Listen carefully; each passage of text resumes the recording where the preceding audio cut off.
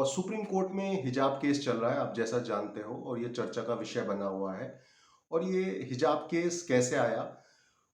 कर्नाटक की गवर्नमेंट ने एक गवर्नमेंट ऑर्डर पास किया और उसमें कहा गया कि स्कूल और कॉलेजेस में जो लड़कियां हिजाब पहनती है उनको बैन किया जाता है।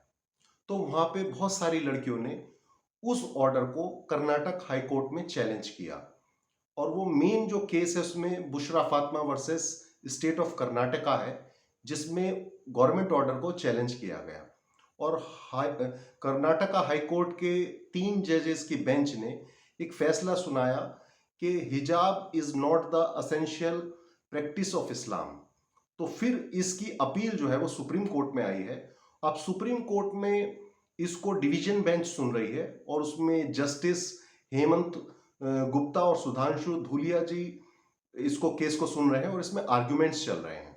लेकिन इसमें अपील में ये कहा गया है कि जो ये फैसला आया है हाई कोर्ट का, उसमें केवल आर्टिकल 25 यानी अनुच्छेद 25 को ही उन्होंने देखा है और article 19 freedom of expression 19(1) clause A को इग्नोर किया गया है और article 21 right to liberty, right to privacy को भी नहीं देखा हाई कोर्ट ने। इसलिए इसको चैलेंज किया गया है कर्नाटका हाई कोर्ट के।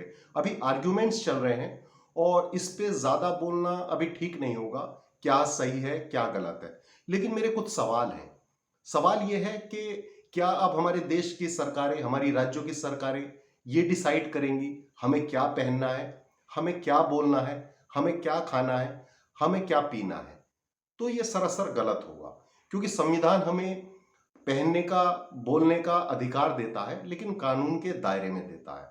और दूसरी बात, इस हिजाब केस को ईरान का हिजाब प्रोटेस्ट जो चल रहा है उससे भी कंपैरिजन किया जा रहा है, जो कि सरासर गलत है। वो गलत इसलिए है क्योंकि ईरान जो है इस्लामिक रिपब्लिक ऑफ ईरान है, वो इस्लामिक स्टेट है, और हम जो है रिपब्लिक ऑफ इंडिया है।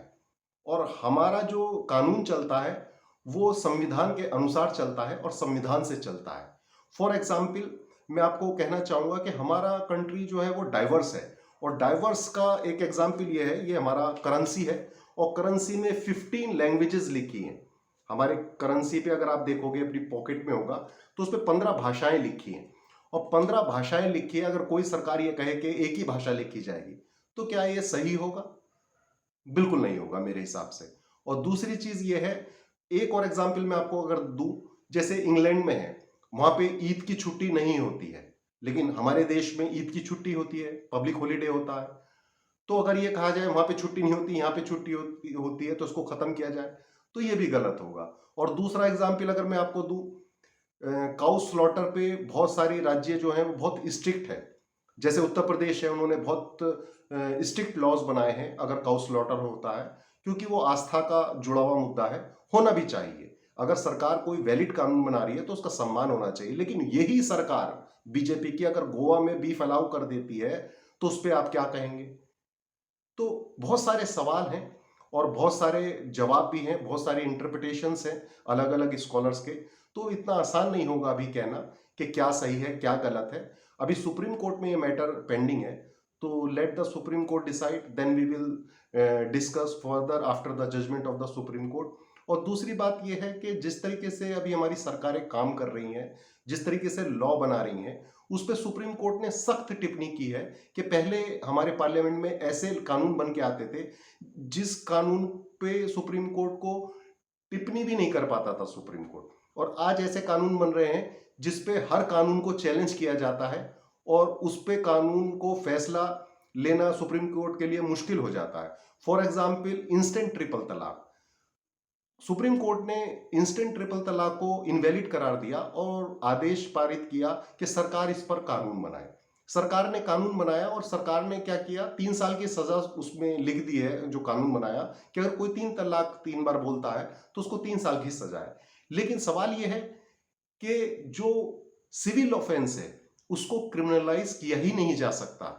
जो बेसिक प्रिंसिपल ऑफ लॉ है उसको यह कानून वायोलेट करता है। और यह भी चैलेंज सुप्रीम कोर्ट के सामने है। ये पिटिशन ऑलरेडी फाइल हो चुकी है कि ट्रिपल तलाक जो है, जो इंस्टेंट ट्रिपल तलाक का कानून है, वो अगेंस्ट कॉन्स्टिट्यूशन है, इनवैलिड है। तो वो भी पेंडिंग है, उसका भी फैसला देखना पड़ेगा। कि क्या आता है। तो ये बहुत कंट्रोवर्शियल है अभी, और अभी कहना कुछ भी उचित नहीं होगा, क्योंकि सुप्रीम कोर्ट में मैटर सब जुडिस है। तो wait and watch. Thank you.